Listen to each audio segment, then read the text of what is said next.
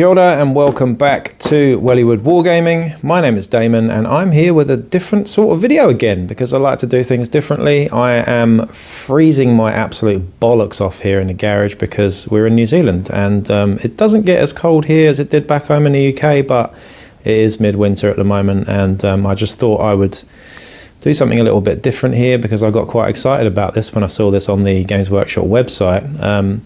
And of course, this is the store commemorative series, limited edition model, basically for the anniversary of the store here in Wellington in New Zealand.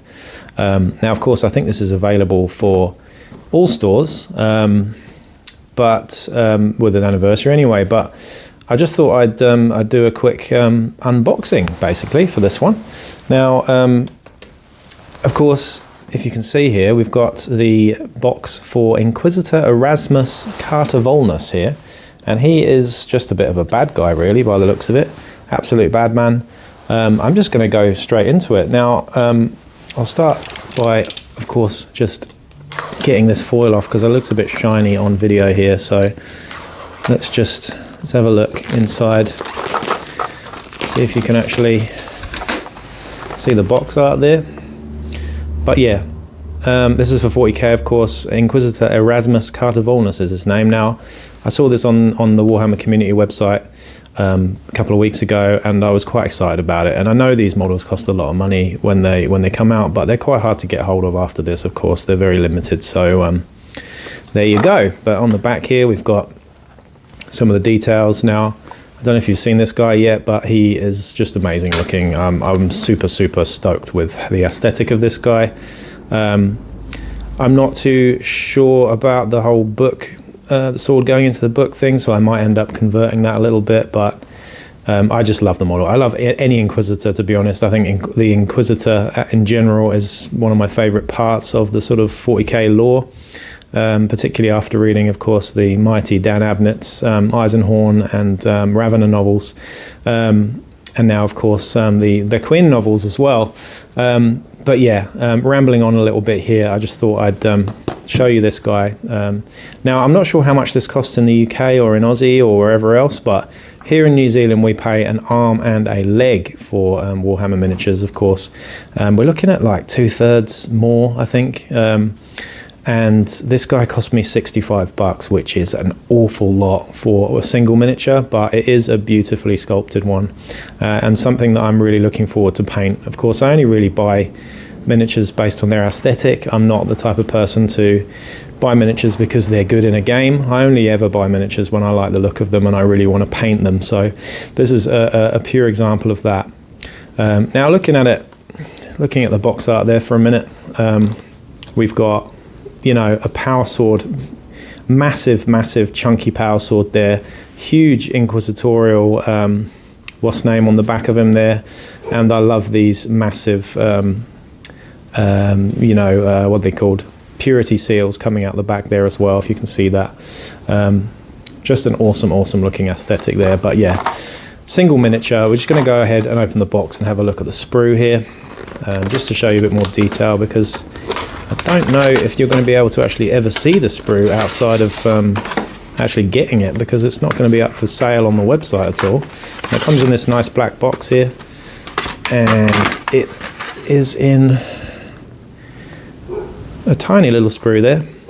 But yeah, you can see here we've got the main body with a part for the backpack there. We have got the front of the body there, the cuirass, and it looks like he's got sort of heavy carapace armor. We've got a sort of robotic arm there, which is quite cool, bionic arm.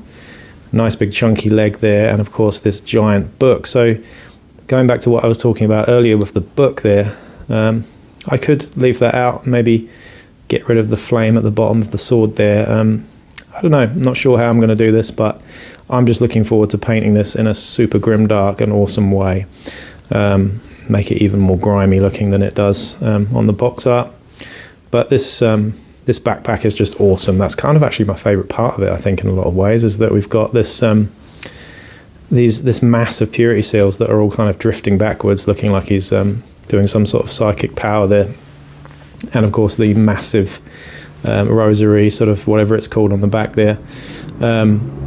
Really, really awesome looking model. What I'm going to actually do is I'm just going to stop the video and I'm going to put them together, and I'm going to come back with them put together so I can show you what it looks like once I've done it. So be right back. So that didn't take me long at all. But yeah, look at what we've got here. Absolutely beautiful miniature. I'm loving it now. I've got it in the flesh all put together. Now I did assemble it. I said I wouldn't with the book, but I have assembled it with the book. I actually quite like it. The level of detail on the book there just means it's more fun to paint, really. But yeah, if you can see there, we've got this awesome looking little head with a cowl on there, bionic eye, massive sort of great power sword there. And again, my favourite detail really being this backpack, which when I turn it around here for you, we've got a pistol there as well, probably a bolt pistol. This backpack detailing though is fantastic. Who doesn't like painting purity seals? I love them. They always look great. But this awesome inquisitorial motif on the back there is just excellent. And of course, it does actually say, if you can just read there, Auto Malleus as well on the back there. So confirmed Malleus agent there. And he's got an inquisitorial book there as well. And just the level of detail, the armor is excellent. I love the plating on that as well.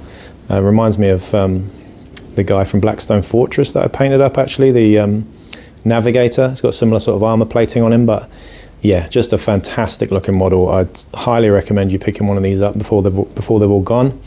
But yeah, that was me. I'm going to just stick a painted image of this guy up, not my own paint job, of course, the actual one up after this, just so you can have another gander if you haven't seen this model before. But another skull there, some grimdark aesthetic with a skull attached to that top there, but fantastic level of detail. The only thing I'm not so keen on is, of course, this pipe here doesn't actually attach to the backpack perfectly well, but I can green stuff a little bit of that anyway. But thoroughly looking forward to painting this guy up, and I hope you enjoyed that. So again, please like, share, subscribe, and I'll be back with more hobby videos very soon. Peace out.